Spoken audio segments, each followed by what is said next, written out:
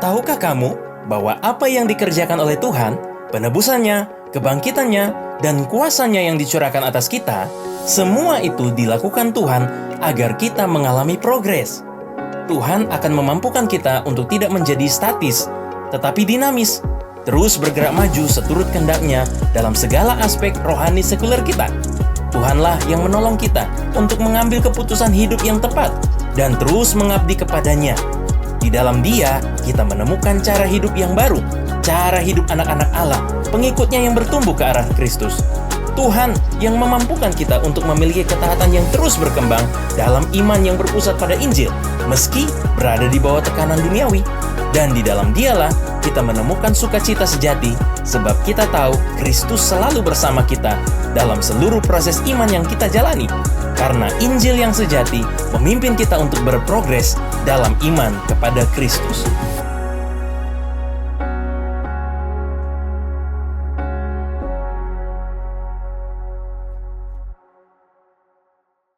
Puji Tuhan, senang sekali saya bisa untuk pertama kalinya rasanya ya ada di tempat ini. Pernah melayani di sebelah, ya kan? Tetapi saya percaya bahwa sekalipun belum melayani saudara-saudara secara muka dengan muka, saya boleh melayani saudara lewat bahkan sebelum kita ketemu. Waduh, sulap, bukan lewat lagu ya kan? Karena sudah 35 tahun, bahkan Agustus ini 36 tahun saya melayani Tuhan di bidang puji-pujian, ya kan? Itu kalau orang bilang kok bisa banget ya Pak Jonathan, atau orang bilang ke saya kok Jo kok bisa setia? Saya bisa setia bukan karena saya berusaha setia. Seringkali saya mau kasih tahu, kadang-kadang kita bisa lowbat, betul nggak? Ya kan? Kadang-kadang aduh buat setia itu susah banget. Nah sekarang saya mau kasih tahu rahasianya supaya bateraimu itu terus berenergi sesuai dengan visi kita dong, ya kan? Energize di sini kan. Nah rahasianya apa? Jangan berusaha setia, tetapi ingatlah kita punya Tuhan yang setia. Karena saya ingat Petrus, ketika Petrus sudah menyangkal Tuhan Yesus, ya kan dia kan katanya si paling setia. Ya kalau bahasa medsos sekarang ada kata si paling itu, waduh, itu bukan pujian itu ya. Ya kan, si paling setia. Kenapa? Ini Petrus sendiri loh yang ngaku ya kan. Dia bilang, jangan pilih yang lain belum tentu setia. Udah kayak lagu aja saudara ya kan. Pilihlah aku yang paling setia. Wah, kau mati pun aku akan ikut cie gitu. Tapi kenyataannya ketika terjadi yang duluan kabur dia, saudara kan. Apa kata orang lain ya kan? Si paling setia begini ternyata. Nah, ketika Tuhan Yesus bangkit, berhak nggak Tuhan Yesus bilang, nggak ada sebut Petrus-Petrusan lagi? Berhak nggak? Yang tinggalin aku, dia kok. Bukan aku yang tinggalkan dia, betul? Kadang-kadang kan kita suka galau dan bilang, apa iya Tuhan gak tinggalin saya? Kok masalah saya sendirian menghadapinya? Jangankan Tuhan tinggalkan kita ya. Dia gak bakal tinggalkan. Kita tinggalkan dia pun, Tuhan gak diam. Dia kejar, saudara. Ini yang saya alami. Dan saya berdoa ini pun yang engkau alami. Mungkin kita gak sadar, saudara mungkin lari. Mungkin iya, saudara bisa lari dari persekutuan, lari dari ibadah. Tetapi ketika saudara sendiri, saudara akan merasa, saudara bisa ada, itu karena Tuhan yang mengejarmu. Petrus pun mengalami. Ketika Petrus sudah tinggalkan Tuhan yang bilang, yuk kita cari yang lain. Banyak pengganti, apa ya, itu semua mantan gitu. Paulus itu adalah murid yang terakhir yang Tuhan panggil. Lumayan terlambat. Terakhir, saudara kan. Tetapi ketika sudah terlambat pun, 2/3 Injil yang tulis Paulus loh. Iya kan? Apalagi dipanggil dari awal. Habis perjanjian baru disikat sama dia, betul nggak saudara? Ya kan, Matius menulis nggak usah Paulus bilang aku yang nulis, ya kan? Lukas menulis nggak usah aku yang nulis. Nggak ada 1 Petrus, 2 Petrus, 3 Petrus, yang ada 1 Paulus, 2 Paulus, 3 Paulus, saudara. Habis. Tetapi Tuhan tetap memilih justru mencari Petrus. Untuk apa? Buat disindir kali ya. Nih Petrus mana ngomong-ngomong, ini aku coba, gue pengen denger lagi janji, ya kan? No. Tuhan mendatangi Petrus yang sudah mencari ikan lagi, kembali ke dunia lama lagi. Untuk apa? Ketika melihat Petrus dalam kesulitan, dan Yesus sekali lagi berhak ngomong tuh, rasain kan, tinggalin Tuhan kan, karena tuh, no, Tuhan bikin mujizat buat Petrus, betul? Dalam situasi Petrus sedang tidak percaya pada Tuhan, dalam situasi Petrus meninggalkan Tuhan dan kembali pada dunia lamanya, Tuhan tetap bikin mujizat buat dia. Artinya apa? Apalagi saudara, Engkau yang setia sama Tuhan. Engkau yang terus berjalan sama Tuhan. Banyak tantangan, banyak rintangan. Lihat orang munafik, saudara memilih tetap setia pada Tuhan. Pasti Tuhan nyatakan lebih banyak kebaikan, lebih banyak mujizat buat kita semua. Yang setuju katakan amin. Tepuk tangan buat Tuhan kita. Haleluya. Ini saya pegang keyboardnya ini. Keyboardnya sebelah lambungnya. Ya kita biasa sekali penyembah nggak enak ya ngomong seperti siapa tahu dapat lagu baru ya dapat lagu baru ya pelajari saya senang sekali. Saya sering kali pelayanan tapi saya heran banyak dia kok kayak nggak ada lagu barunya. Ini salah satunya yang saya lihat ada lagu baru. Saya percaya bukan cuma satu. Abis ini Tuhan berikan lagu baru banyak di tempat ini karena Tuhan punya pesan baru, nyanyian baru sehingga banyak orang bertobat melalui pelayanan saudara. Amin. Nah saudara, ketika saya membuat lagu, Tuhan berikan lagu lebih tepat 5.200 lagu, tidak ada satupun yang menjadi pengalaman pribadi saya. Agak beda ya. Jadi orang lain boleh nggak apa-apa, no worry. Kalau saya memang dari awal dipilih berdasarkan firman Tuhan. Jadi kalau saudara tahu lagu saya sejauh timur dari barat itu firman Tuhan. Tinggikan dirimu itu firman Tuhan, ya kan. Kemudian satu hal yang ku rindu itu firman Tuhan, jelas. Kemudian jangan lelah, ya kan orang bilang itu lagu kontraktor. Loh kok lagu kontraktor? Mereka bilang gini karena ratakan tanah bergelombang, ya kan timbullah tanah yang berlubang. Itu kan kerjaan kontraktor, betul nggak sih? Enggak. Itu firman Tuhan keles ya. Itu dari Yesaya 44, saudara. Jadi kalau mau dibuka juga boleh. Karena itu konteksnya apa? Konteksnya adalah ketika Tuhan menjanjikan Mesias datang ke dunia. Tuhan bilang, nggak ada yang bisa menghalangi dia. Kalau ada gunung, Tuhan ratakan. Kalau ada lembah, jalan berlobang, Tuhan ratakan. Jadi ternyata Tuhan kita kontraktor juga. Ya kan? Nah artinya apa? Ketika saudara menjadi lelah, kenapa kita bisa dikuatkan lagi? Karena seperti Roh Kudus bicara sama saudara. Ada halangan apapun, ada gunung, masalah apapun, Tuhan akan ratakan. Ada lembah penderitaan apapun, Tuhan ratakan. Kalau Tuhan dulu janjikan Mesias, tidak ada yang bisa menghalanginya. Demikian juga Tuhan akan datangkan kemenangan buat hidupmu, masa depan yang baik buat hidupmu, kebahagiaan kekal buat hidupmu. Tidak ada yang bisa menghalanginya. Amin. Dan kemudian ada satu lagu lagi. Tadi saya mau ajarin satu lagu, jadi tapi saya mau unboxing dulu. Ya, sekarang kan istilahnya unboxing ya kan, supaya saudara ngerti ternyata firman Tuhan itu indah sekali. Saya ini sebetulnya firman lovers, bukan lagu lovers. Ya, saya ini ketika bertobat tuh hati saya lapar dan haus akan firman, dan saya baca terus firman Tuhan, tidak terbayang akan menjadi penulis lagu.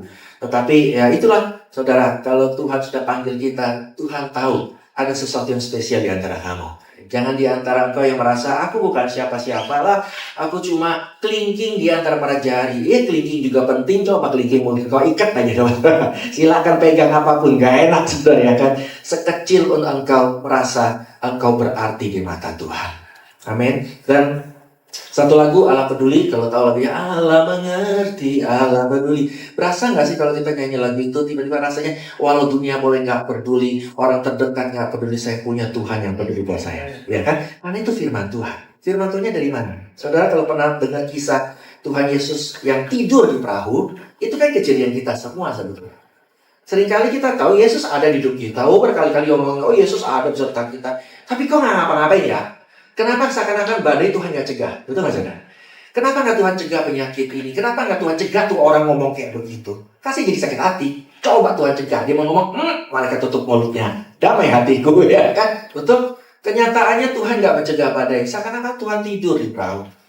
Sampai ada yang bilang begini, Tuhan itu gak tidur. Dia tuh lagi tes ombak murid-muridnya.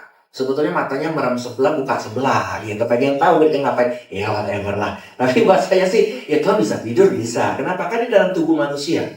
Dan dia capek loh. Ya kan, melayani dari pagi sampai sore. Setelah mau beristirahat, datang lagi orang-orang. Minta dilayani, minta disembuhkan. Dan Yesus tergerak oleh belas kasihan. Mestinya kan dia bisa bilang, nanti ya, besok ya, tunda sebentar. Berapa jam sih? Ya kan, tidur dulu sebentar. No. Tuhan tuh begitu baik. Begitu peduli sampai dia tetap menyembuhkan mereka. Jadi kalau dia tidur, nggak heran dia bisa capek. Tetapi yang menarik adalah kalau saudara lihat cara muridnya membangunkan, itu yang seru. Saudara kalau saudara lagi kecapean, terus kayak tidur, terus ada urgent, bangunin saudara. Pengennya dibangunin cara nggak baik atau cara baik-baik? Pengennya nggak dibangunin. Kalau bisa apa sih ketiga Pak? Disuruh panggil yang lain. Kayak nggak ada yang lain aja mesti gue gitu ya kan. Tapi kalaupun mesti kita dibangunin, pasti kita mau diminta tolong yang enak. Bayangin kalau orang, bangun, dasar tukang tidur lu. Tahu nggak ada masalah gini? Nih minta tolong apa jadi gara-gara ya? Mau gelut gitu ya kan? Tetapi ketika Tuhan Yesus dibangunin, mestinya kan bayanginnya muridnya harus bangunkan dengan guru-guru. Sorry ya, kami harus bangunkan guru. Ada masalah, kami tahu guru capek, tapi sorry, kami nggak bisa hadapi. Cuma guru yang bisa, lumayan. Tapi Petrus bangga, muridnya bangunkan apa? Guru-guru, tidak pedulikah engkau kita binasa? Hah? Kalau saudara jadi Yesus, atau Yesus baperan kayak kita, kira-kira tanggapannya apa saudara? Apa Petrus? Aku nggak peduli. Petrus, jawab dulu nih. Dulu waktu kamu mancing ikan, dapat berapa? 0 guru. Bagus, ingat. Yang nolong kamu siapa? Guru yang nolong. Bagus, kamu ingat ya. Berapa banyak yang saya kasih? Oh, banyak guru. Kapal saya hampir tenggelam gara-gara dapat ikan. Nah, bagus. Nah, dari mana kamu ngomong aku nggak peduli? Ayo, cabut dulu perkataanmu. Kalau nggak, biar kita tenggelam sama-sama ya kan? No, betapapun Yesus dikasari, dia tetap hadik badai buat nolong murid-murid. Artinya apa? Saudara memang betul Tuhan nggak peduli. Waktu saudara salah paham sama Tuhan, Tuhan nggak peduli. Saudara nganggap Tuhan itu, nggak jawab doa saya, Tuhan nggak peduli. Saudara mungkin marah ngambek sama Tuhan, nggak pengen ke gereja, saudara tinggalin gereja, keliling sini keliling sono, Tuhan nggak peduli. Yang dia peduli adalah ketika engkau punya masalah, engkau berdoa atau nggak berdoa, engkau cari dia atau nggak cari dia, Tuhan tetap peduli buat nolong saudara, buat panggil saudara, bawa saudara kembali ke gereja. Kita ketemu lagi, kumpul lagi, karena kasih dan kuasa Tuhan tidak tergantung oleh apapun perasaanmu terhadap dia. Engkau boleh merasa Tuhan itu jauh, dia tetap dekat dalam hidupmu. Engkau boleh merasa dia nggak peduli, dia tetap mengasihimu. Engkau boleh berkata Tuhan jauh, Tuhan gak jawab doa saya, dia tetap bekerja diam-diam di balik segalanya, karena Tuhan peduli dalam hidup kita. Yang merasa Tuhan makin peduli sama kita, boleh tepuk tangan buat Tuhan dan say thank you Lord. Enjoy that. Nikmati. Saya bisa bertahan selama ini 36 tahun lumayan. Itu sekali lagi bukan karena saya bangga hebat, no. Tapi saya bisa cerita betapa selama 36 tahun, bahkan lebih dari itu, saya menikmati. Saudara tahu nggak? Satu-satunya orang yang berkata menikmati hubungan dengan Tuhan itu cuma Daud. Makanya sudah bilang kan, Daud itu anak maksud Tuhan, berkenan di hati, dikit-dikit Daud. Saudara tahu nama Daud paling banyak tercatat di Alkitab, di setiap kitab nama Daud disebut. Ya kan? Sampai ke Wahyu, nama Daud juga disebut. Yesus dibilang anak Daud. Sekeren apa sih ini Daud? No, bukan soal keren saudara. Karena Daud itu menikmati hubungannya dengan Tuhan. Kalau saudara tahu lagu satu hal yang menikmati kemurahan, itu bukan kata-kata saya, itu Daud. Dan kata menikmati di Alkitab ini saya suka bilang enjoy kan. Tapi sebetulnya juga salah saya. Karena bahasa Inggrisnya kurang asik. Inquire. Apa itu? Kalau enjoy ya enak ya. Enjoy ya nonton. Enjoy ya. Kalau liburan enjoy. Semua enjoy. Inquire. Itu kan what? Kalau enjoy itu beda gini. Saudara misalnya nonton film.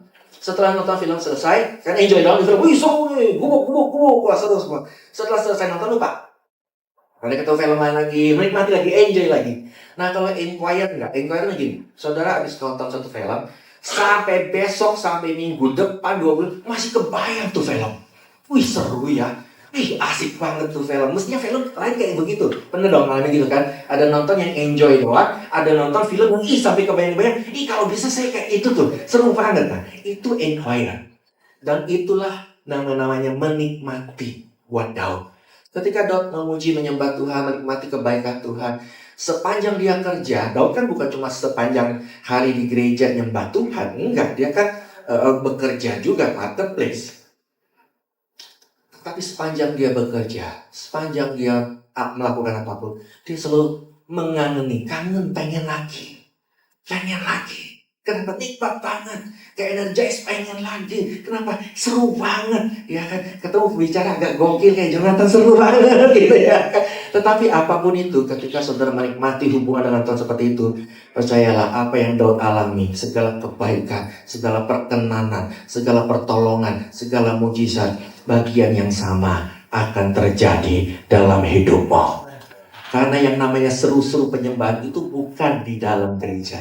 Saudara boleh seru, boleh. Ya, kita bisa bebas ekspresi, nikmati. Karena Daud pun, tabernakelnya Daud, meskipun dibilangnya pondok Daud, padahal aslinya nggak ada di kata pondok tuh, nggak ada, saudara. Aslinya adalah tabernakel, mesbah. Tapi karena mungkin yang terjemahin agak nggak tega ngomong mesbah. Kenapa? Karena terlalu simple. Karena cuma tabut perjanjian dan dikasih kemah. Simple banget dibilang tabernakel, bait suci, apanya yang suci gitu kan. Sehingga disebut pondok Daud. Nah, pondok itu kan hut, kayak pizza hut, pondok. Jadi kan, tapi nggak ada. Di arti aslinya adalah mesbah. Sama setara kedudukannya seperti mesbahnya Musa, sama kedudukannya seperti mesbahnya Salomo. Sama bahasanya. Tetapi di situ Daud tuh simple. Hanya begitu, bisa menari, bisa memuji, bersukacita dalam Tuhan. Tetapi petualangan penyembah adalah ketika kau keluar dari pintu ini. Di sekolahmu, ngalamin yang aneh-aneh. Sehingga saudara tahu, sekarang jangan bilang tantangan, jangan bilang rintangan, halangan. Bilang itu petualanganmu. Kalau bilang tantangan, rasanya pikir kita terbawa hal yang gak enak. Betul gak saudara? Tapi kalau bicara soal petualangan, roller coaster nih. Coba saudara, ketika saudara lihat sesuatu yang seru, menarik, menantang saudara, kalau saudara bilang, ini petualangan bersama Tuhan. Saudara akan lihat campur tangan Tuhan. Ada pertolongan, pembelaan, kekuatan, semangat yang baru. Tuhan bekerja di balik semua hal yang kelihatannya gak enak. Saya berdoa, kiranya Energize ini bukan cuma suatu kata yang memang keren banget saudara. Tetapi jadi rema betul-betul nyata. Saudara menjadi orang yang berapi-api, menyala. Sekarang bukan semangat ya, menyala. Tambah kayak Alkitab deh kan. Biar rohmu menyala-nyala dan layanilah Tuhan. Mana energinya? Oke, sekarang saya mau nyanyi lagu. Saya dikirim ya lagunya baru ya. Satu hati. Kita akan unboxing pesan Tuhan di balik lagu Satu Hati ya. Dari tadi belum masuk inti khotbah, cuma intronya saudara. Ini lagu terpanjang intronya. Tenang, isinya pendek saudara. Yuk kita belajar. Saya sudah belajar belum? Kalau sudah temenin saya yuk. Kalau enggak ya kita belajar dulu ya. Kau ciptakan kami berbeda, suku dan bangsa, namun dalam anugerah yang sama. Untuk memancarkan keindahan tubuh Kristus kepada dunia. Kau tempatkan kami berbeda, kau tempatkan kami berbeda sesuai talenta, namun dalam panggilan yang sama. Untuk apa? Untuk membagikan keselamatan, kerajaan surga di tengah dunia. Biar kami mengasihi dalam satu hati, maka segala perkara mampu kami atasi. Biar kami melayani dalam satu tujuan, segala kemuliaan hanyalah bagimu Tuhan. Boleh tim musiknya kumpul yuk, biar tambah meriah. Kita katakan dari awal. Kau ciptakan kami berbeda, suku dan bangsa, namun dalam anugerah yang sama. Untuk apa? Untuk memancarkan keindahan tubuh Kristus kepada dunia. Kau tempatkan kami berbeda, kau tempatkan kami berbeda, sesuai talenta. Namun ada yang sama. Namun dalam panggilan yang sama. Untuk apa? Untuk membagi hak keselamatan kerajaan surga di tengah dunia. Perkatakan firman Tuhan, biar kami mengasihi dalam satu hari, maka segala perkara mampu kami atasi. Biar kami melayani dalam satu tujuan. Segala kemuliaan hanyalah bagimu Tuhan. Biar kami mengasihi dalam apa? Dalam satu hati, maka segala perkara mampu kami atasi. Biar kami melayani dalam satu tujuan. Segala kemuliaan hanyalah bagimu Tuhan. Segala kemuliaan buat siapa? Hanyalah bagimu Tuhan. Puji Tuhan, tepuk tangan buat tim musiknya. Siap-siap. So, let's unboxing pesan Tuhan di balik lagu Satu Hati. Kenapa banyak umat Tuhan sekalipun di dalam Kristus bahkan bisa ngerasa lemah, ngerasa sendiri, ngerasa tertolak, merasa nggak fit gitu, tidak sesuai fikir dimanapun, ngerasa kayaknya aku ini nggak cocok di sini, aku nggak cocok sana. Kenapa? Dan akhirnya menjadi lemah, saudara. Dan memang ketika kita merasa sendirian, itu yang membuat kita paling lemah, vulnerable banget, fragile banget. Bahkan seorang Nabi Elia pun ketika merasa sendiri bisa down. Bayangin, Nabi yang kelihatannya hebat banget, bisa mendatangkan api kemuliaan waktu menyembah Tuhan. Tetapi ketika diancam oleh Ratu Isabel, ya, terkena intimidasi, akhirnya nggak down. Dan akhirnya bilang sama Tuhan, sudah Tuhan, habislah, selesai, mati aja mendingan. Waduh, kok bisa depresi begitu? Ternyata belakangan dia merasa aku sendirian, dia curhat sama Tuhan. Ya. Aku merasa sendirian melakukan semuanya. Dan ternyata Tuhan bilang, no, engkau nggak sendirian. Ada kok 700 nabi yang sama dengan engkau, cuma nggak tahu aja. Iblis selalu berusaha membuat kita merasa sendiri, merasa orang nggak ngerti kita, merasa orang nggak peduli kita. Karena seakan-akan kita ini berbeda. Kamu berbeda sih. Kamu ini nggak sama kayak mereka. Kamu nggak bisa kayak mereka. Dan ini kita nggak bisa terima diri kita. Sesuai dengan tema hari yang keren banget juga, acceptance. Kita jadi nggak terima diri kita. Kita merasa, iya kenapa aku berbeda? Mestinya aku nggak lahir di keluarga ini. Mestinya aku jangan-jangan malah pikir, mestinya aku nggak ada di dunia ini. Why, saudara? Karena pada dasarnya kita nggak tahu kelebihan, keunggulan, keunikan yang Tuhan taruh di dalam dirimu. Itu karena kita nggak tahu. Sebab kalau kita merasa, mungkin di sini kalau saudara merasa, saya ini beda ya. Loh betul. Memang Tuhan nggak ciptakan kita sama. Tuhan ciptakan kita berbeda kok. Dari awal Tuhan sudah bilang, dia menciptakan banyak hal berbeda. Tuhan kan ciptakannya dari Adam dan Hawa. Logikanya, mestinya anak-anaknya semua sama dong sama bapaknya. Betul nggak saudara? Kan namanya juga cuma segitu.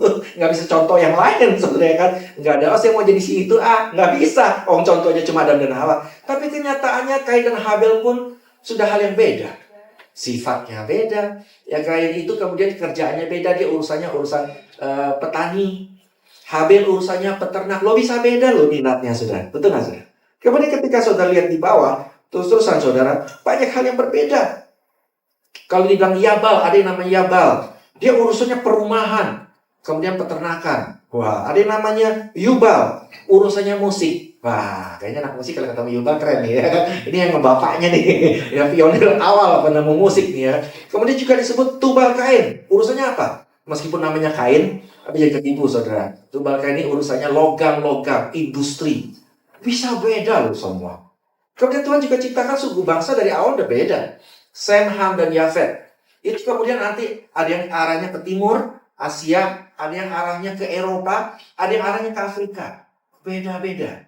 Memang kenyataannya kita harus menerima bahwa Tuhan menciptakan kita berbeda.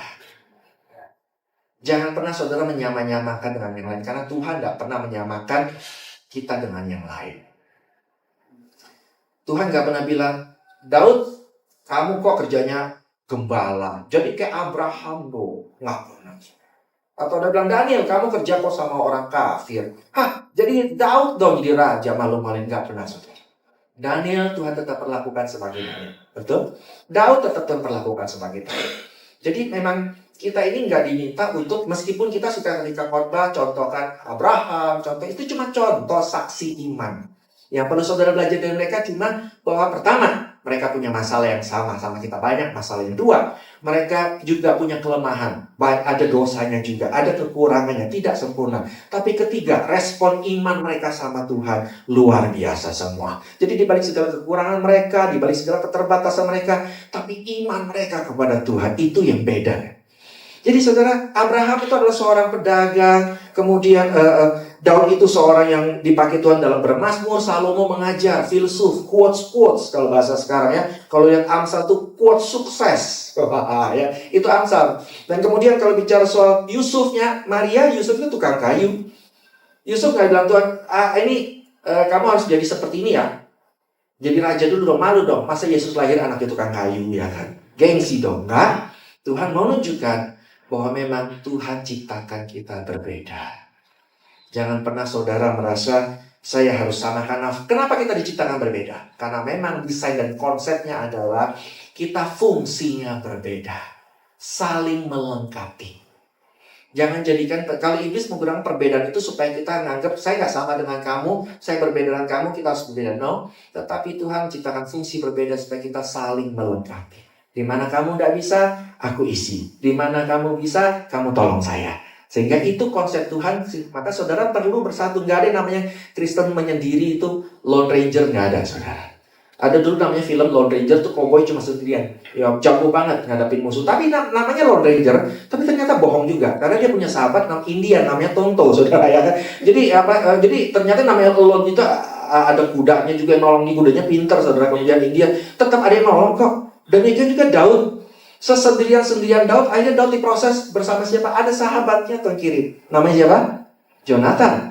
Bukan saya, saudara. Ini Jonathan Saul. Nah, saudara pikir, Yonatan ini siapa? Kok Tuhan pakai buat jadi sahabat Daud? Yonatan ini anak musuh besarnya Daud loh.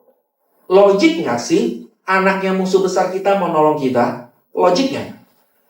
Nggak logik. Tapi Tuhan bisa pakai yang mestinya bermusuhan. Tuhan pakai jadi bestie, saudara. Artinya apa? Tuhan tidak pernah konsep engkau sendirian. Tuhan selalu konsep, selalu ada sahabat yang menemanimu. Cuma kadang-kadang kenapa kita nggak merasa? Karena kita selalu berpikir sahabat saya idealnya harus seperti ini. Masa Yonatan? Mungkinเราpikir yang nolong saya masa anak musuh, gimana ini? Ya kan? Tetapi yang ternyata yang Tuhan pakai adalah Yonatan. Siapapun yang Tuhan kirim kepadamu, itulah memang Tuhan mau engkau dibentuk oleh Dia. Haleluya. Amin. Nah, jadi kita harus tahu bahwa kita memang berbeda. Jadi kuncinya adalah saudara acceptance diri kita sendiri. Memang kita berbeda. Kita unik. Kita istimewa. Itu kenapa kita berharga. Jangankan kita, saudara lihat branding ya. Brand merek-merek. Kita aja dengan merek berbeda. Betul nggak saudara? Ada yang suka merek ini sepatu, ada yang suka merek itu. Makanan Indomie aja yang simple beda, saudara. Betul? Ada yang suka mie goreng. Nggak asli, aku suka mie yang asli dong. Wah, terserah dah. Lo merek apapun, yang penting happy, kenyang sama-sama. Betul? Berbeda. Engkau pun adalah brand yang berbeda. Tapi berbeda dan seperti apa, saudara? Bukan seperti yang dunia. Karena dunia itu bilang kan apa? Jadilah dirimu sendiri. That's the way it's a good ya. A good thing ya. Maksudnya, be yourself. Jangan ikut-ikutan orang. Tapi kenyataannya dunia juga ajar kita ikut-ikutan kok. Kenyataannya kalau kamu gak idola si ini sama seperti kami, kamu beda. Ya kan? Atau apa? Oh, warna tren sekarang tuh warna ini. Kalau kamu pakai warna lain, kamu beda loh. Dunia yang ngomong jadilah dirimu sendiri, hanya munafik juga. Betul gak saudara? Kenyataan mereka pengen kita serupa dengan dia. Jadi jangan heran Tuhan pengen kita jadi serupa dengan Tuhan. Uang dunia juga pengen kita serupa dengan dia. Nggak bisa dunia bilang gini. Saya nggak mau ikut dunia, saya nggak mau ikut Tuhan. Saya mau jadi diri sendiri. Nggak bakal bisa, saudara. Karena dunia pasti bullying engkau. Aneh lu ya kelakuan. Betul nggak? Katanya dunia mau kita jadi diri sendiri. Saya pernah contoh, saudara. Oke ya, saya buktikan. Saya pakai baju terbalik. Kancingnya di belakang. Nggak ada dunia bilang, ih keren lu, unik, orisinil. Yang ada apa? Aneh lu, gila ya. Dunia juga bilang kita gila, saudara. Padahal kan mestinya, ih keren. Tapi kalau artis yang pakai begitu, saudara, dibilang apa? Ini tren. Betul nggak, saudara? Jadi akhirnya ada hipokritnya juga. Jadi saya bilang, bukan jadilah dirimu sendiri. Jadilah versi terbaik dirimu. Jangan kita, karena setiap kelemahan kita kadang-kadang itu kekuatan kita. Memang itulah, saudara. Bahkan kita pasti tahu, saudara, perbedaan antara tukang copet sama pesulap. Pasti tahu. Ya kan? Tukang copet kriminal. Kalau tukang sulap, weh, kaya dong. Tapi persamanya apa? Apa, saudara, persamanya? Tangannya cepat. Betul kan? Mereka punya talenta yang tangannya cepat, saudara. Cuma kita kesel kalau dompet kita diambil sama tukang copet. Ngamuk kalau jadi kerja kita keroyok. Enak aja. Tapi ketika dompet kita diambil sama pesulap, nggak marah kita. Tepuk tangan, hebat tuh. Bisa ambil apa lagi? Bisa lo nantang, saudara. Ya kan? Jangan sampai pakai dalam kita diambil sama dia juga. Ya kan? Tapi kita nantang, makin senang. Jam tangan sih bisa ambil nggak? Kita tutup. Diambil, iya hebat. Tapi kalau copet, saudara, ngamuk kita. Balikin jam tangan, gue balikin. Why? Memang kita berbeda, tapi jadilah versi terbaik yang Tuhan kita mau jadi. Amin. Jangan asal berbeda. Karena memang Tuhan ciptakan, terimalah dirimu. Kadang-kadang orang merasa kayak terima dirimu itu sesuatu yang aneh, konsep yang aneh. Padahal itu perintah kasih Tuhan. Saudara, hukum kasih Tuhan kan ada 3. Yang benar Pak, 3. Dari kecil saya diajarin cuma 2. Kita buktiin. Ya, ini kan zaman serba viral ya. Siapa tahu konten ini jadi viral ya. Aneh nih Ayo kita buktiin aja ya. Hukum pertama kasih apa? Kasihilah Tuhan Allahmu dengan segenap hatimu, segenap jiwamu, segenap keakal budi dan kekuatanmu. Mantap, ya kan? Hukum kedua adalah kasihilah sesamamu seperti apa? Mengasihi dirimu sendiri. Jadi biar adil, biar kita nggak berantem, ada 3 di dalam 2. Tuhan gak suruh kita mengasihi sesama dulu. Yang pertama Tuhan suruh kita mengasihi Tuhan dulu. Yang kedua mengasihi diri kita dulu. Makanya di apa? Mengasihilah sesamamu. Ada contohnya kan? Seperti apa? Mengasihi diri kita sendiri. Kenapa kita suka gak bisa mengasihi orang lain? Karena kita gak mengasihi diri kita sendiri. Kenapa bisa orang itu gak menerima perbedaan kita? Karena dia tidak bisa menerima perbedaan dirinya sendiri. Nangkap, saudara? Kenapa ada orang suka berantem gara-gara ayat, gara-gara penafsiran, bahkan istilah berbeda aja bisa berantem. Saya masih baru, yang hal baru saya dapat soal ikan paus dan ikan besarnya berantem loh, saudara. Yunus dimakan ikan paus, salah, itu sesat. Yang benar ikan besar, ya Allah, cuma begitu aja berantem loh bisa. Panjang urusannya. Yang penting kan bukan ikan teri, betul. Itu kan urusannya cuma gampang aja, cuma penyebutan. Tapi intinya kita tahu betul bahwa Tuhan memakai ikan itu untuk menyelamatkan Yunus, membawanya kembali ke Niniwe, sehingga Niniwe diselamatkan. Yang penting konteksnya kan itu. Tetapi itulah kenapa dia nggak bisa gitu? Karena dia nggak bisa terima perbedaan. Ketika dia nggak bisa menerima diri saya yang berbeda, I'm unique, maka dia nggak akan terima orang lain unik. Maka Tuhan bilang kasihlah orang lain seperti mengasihi diri sendiri. Jadi kalau saya buka perintah saudara, ayo kasih orang lain, no. Yang perlu saudara Tuhan minta itu love yourself. Tuhan ciptakan kau berharga. Seperti ada lagunya, lagu lama. Belum pernah ada kasih di dunia sanggup menerima diriku apa adanya selain kasih-Mu, Yesus. Tuhan terima kau adanya. Keunikanmu itu dari Tuhan. Tetapi bukan berarti kita jadi, saya harus ikutin apa kata saya. No, karena Tuhan bilang apa? Takkan ada lagi kasih seperti ini sanggup mengubahkan hidupku menjadi baru selain kasih-Mu, Yesus. Jadi Tuhan memakai bakatmu. Itu Tuhan bentuk. Kenapa kita seakan-akan dibentuk di dalam rame-rame seperti ini, dalam kesatuan? Karena Tuhan mau mengubahmu, memunculkan potensi. Ketika perempuan Samaria bertemu dengan Tuhan Yesus, dia dalam keadaan inferior, nggak bisa terima dirinya sendiri. Dia tahu dia berdosa. Dia tahu dia nggak sempurna, banyak salahnya. Kenapa dia menimba siang-siang bukannya pagi-pagi? Kan panas gitu nggak? Ya kan kita aja nggak mau panas-panasan, maunya pagi dong. Karena dia malu ketemu orang yang lain. Sekali ketemu langsung bilang, cie. Awas, jaga suami. Kenapa? Ada kolektor suami datang, kolektor suami. Karena katanya suaminya kan ada 5, ya kan. Waduh, ya kan. Dia malu. Dia rendah diri. Dia orang yang gagal rumah tangga. Dia orang yang penuh dengan keterbatasan, penuh tidak sempurna. Dia merasa sendiri. Tapi setelah ketemu Yesus, ada terjadi Tuhan ubah. Tuhan menerima dia apa adanya. Tuhan tahu. Mungkin dia pikir, lu gak tahu aja siapa gue. Ya, kalau lu tahu siapa gue gak bakal terima. Tuhan sebutin dosanya. Kenapa Tuhan sebutin dosanya? Bukan untuk nunjukin kamu berdosa, bukan. Tuhan mau tunjukin walaupun aku tahu kamu berdosa, aku tetap menerima kamu. Wow. Ketika dia merasa dikasihi seperti itu, berubah loh. Dia langsung mengasihi orang lain juga. Bisa terima. Langsung dia jadi penginjil. Dia gak malu lagi tuh. Padahal kalau dia berani ngomong ke kampungnya, kan bakal kampungnya ngomong gitu. Lu, ya kok masih berdosa, berani amat ngomong soal Yesus. Langsung dia bilang gini, memang saya berdosa, tapi Tuhan, dia itu orang yang baik. Orang berdosa seperti saya pun dia terima loh. Kita gak malu lagi. Kenapa? Karena kita tahu walaupun kita banyak kekurangan, kita banyak keterbatasan, kita punya Tuhan yang gak terbatas kasihnya. Ketika saudara merasakan menikmati kasih Tuhan seperti itu, saudara akan bisa menerima perbedaan orang lain. Jadi yang pertama-tama adalah saya nggak suruh terima perbedaanmu. Ketika kau sudah terima apa yang lakukan, dan Tuhan, ayo kita buka ayatnya sekarang, saudara. Kenapa sekarang kita penting sekali? Filipi 2 ayat 2.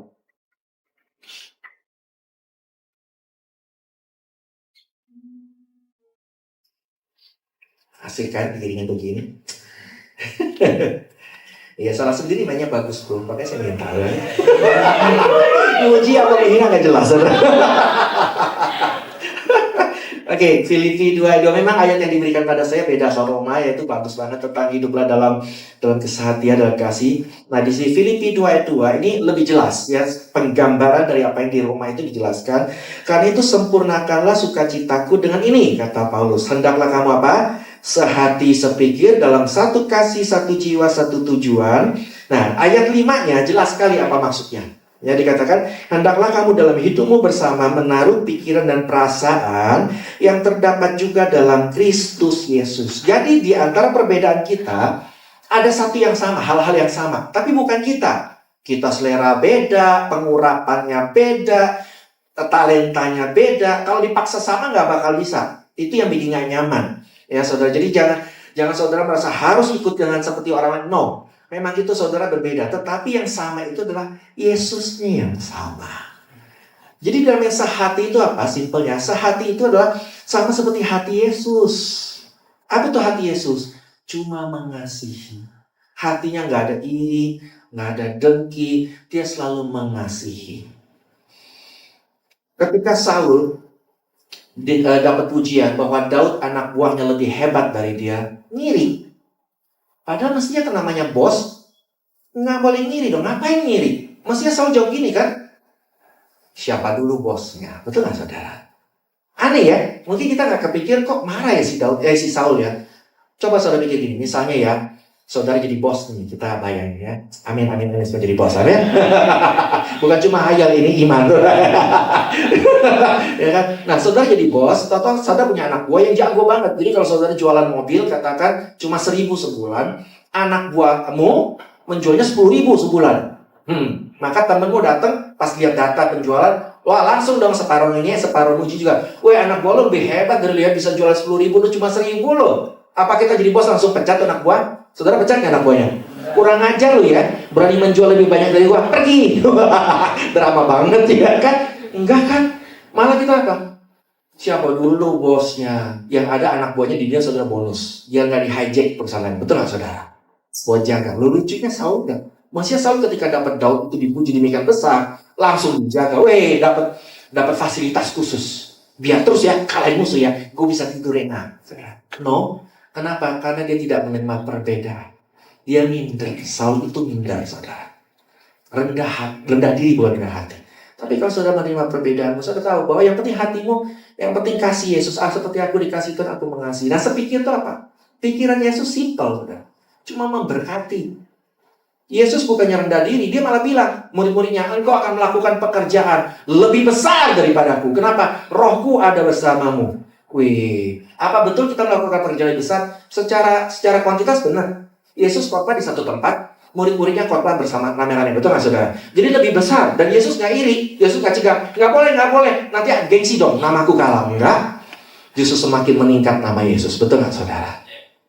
Karena di hati Yesus cuma pengen memberkati. Kalau saudara di sini cuma pikir dengan talentamu kau mau memberkati apa yang saya bisa, yang bisa bikin lagu berkati, yang bisa pelayanan musik berkati, yang bisa pelayanan lain, katakan medsosnya jago nih, kalau saudara pencet apapun langsung followersnya nambah banyak, like-nya nambah banyak, saudara berkati, langsung promosikan energi yang lain supaya teman-teman pada datang. Saya percaya ketika semua saling berpikir cuma memberkati semua, tempat ini nggak bakal penuh. Bisa-bisa sebelah kita gajah, betul nggak saudara? Kenapa? Karena kita tahu mereka senang datang kemari. Karena di sini semuanya talenta tersalurkan. Semua saling melengkapi. Di mana kurang dan ada masalah apapun kita hadapi sama-sama. Oke, sepikir satu tujuan. Tujuan kita apa?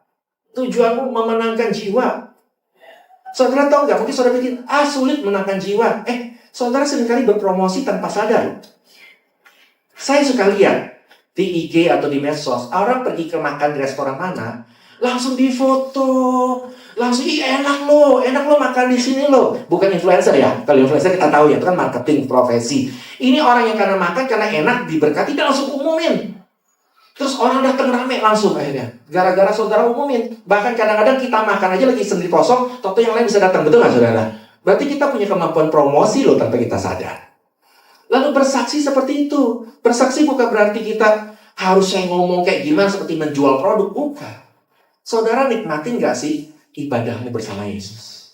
Saudara nikmatin gak sih hari-harimu bersama Yesus? Ketika orang lihat engkau menikmati, engkau bahagia, tanpa sadar engkau promosi loh saudara. Orang akan, kok lu bisa aja sih gini ya? Mestinya kan ada masalah lu udah nangis-nangis bombay gitu jalanan gitu ya kan. Ngapain gua memang nangis? Tapi gua punya Tuhan kok yang kuatin gua. Wah, promosi, bersaksi. Itu tujuan hidup. Ketika engkau tahu bahwa kenapa engkau ditempatkan di keluarga yang tidak menyenangkan. Tuhan mau tujuanmu bersaksi buat mereka. Tapi kan kalau sendirian gak kuat. Ingat gunanya, ada energize di sini. Kita saling menguatkan, saling mendoakan. Dan kemudian dikatakan kita punya satu musuh. Kenapa orang gak bersatu? Kita lupa siapa musuh kita.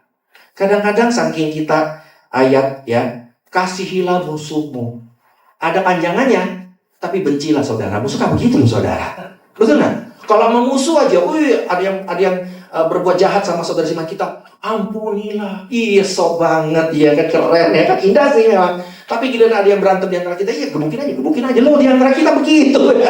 Giliran musuh kayaknya, disayang-sayang amat, gimana sih? Maksud Yesus gini, kasihilah musuhmu, tapi lebih kasihilah saudaramu. Karena kita punya musuh yang sama. Saudara, tuh Yesus itu, kenapa kita mau bersatu, saudara? Karena kuat bersatu.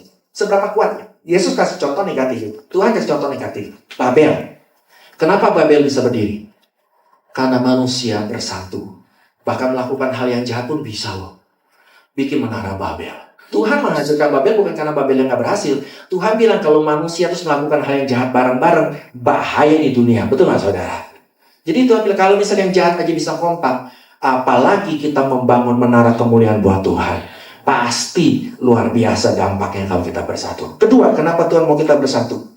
Karena satu hal, Yesus itu kadang-kadang dia menunjukin dia nggak takut sama iblis. Jangan ada yang takut sama iblis. Karena Yesus lawan 1000 iblis saja nggak berani ngomongin kan? Berani keroyokan. Satu-satu dong. Enggak. Mau 1000 orang di-kick semua sekalian. Betul nggak saudara? Satu paket bagus. Kalau perlu satu kerajaan datang sini, gue tendang sekalian semua. Ini waktu. Tetapi Tuhan peringatin apa? Kerajaan iblis bersatu loh. Kalau mereka nyerang satu orang kita, mereka nyerangnya barengan, betul nggak? Kadang-kadang ada masalah keluarga, masalah di sekolah, bertubi-tubi, kroyok terus saudara. Satu-satunya Tuhan bilang lawan, kita bersatu. gantian. Iblis satu orang, kita yang keroyok. Ya kan? Lewat doamu, lewat bersama-sama kau hadapi. Ada masalah, saling kontak di WA. Gue punya masalah, tolong doain. Wah, amin semua. Tewas iblis, saudara. Dan kemudian kenapa Tuhan mau kita bersatu, saudara? Karena doa Yesus. Kita buka sih nggak bahas ya, tapi karena udah jelas sih. Yohanes 17, kan itu doa Yesus. Panjang loh doa Yesus. Tetapi di ayat 11, mari kita buka. Multimedia, gantian dong ya, lembur ya. Masa cuma keyboardis lembur? Lihat, dikatakan pelihara mereka supaya mereka menjadi apa? Satu, sama seperti kita. Kemudian di ayat 21. Ayat 21. Supaya mereka semua menjadi satu. Dua kali Yesus doa ya. Kemudian apa lagi? 22. Belum puas tuh Yesus doanya. Supaya mereka semua, memberikan pada mereka, supaya sama, supaya mereka apa? Menjadi satu. Kemudian apa?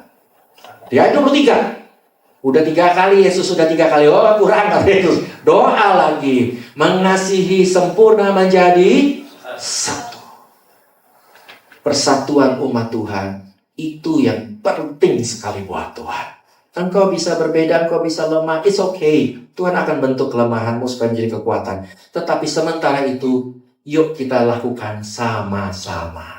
Belajar sama-sama. Nggak ada yang lebih hebat, nggak ada yang kalah hebat. Semua kita saling hebat di bidang kita masing-masing. Pertajam semua talenta kita masing-masing. Dan engkau akan jadi alumni energi dimanapun engkau berada. Menjadi orang hebat yang Tuhan pakai masing-masing. Tidak sendirian, nggak pernah sendirian. Karena engkau tahu, dimanapun engkau berada sendirian, engkau punya WA group atau apa grup di sini yang selalu backup engkau menghadapi semua bersama-sama. Amin. Dan sebagai ayat terakhir, karena dari tadi sudah 0, saudara.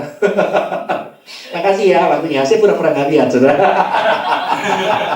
Bisa aja bikin alasannya. Bisa dong bikin lagu aja bisa kalau nggak alasan.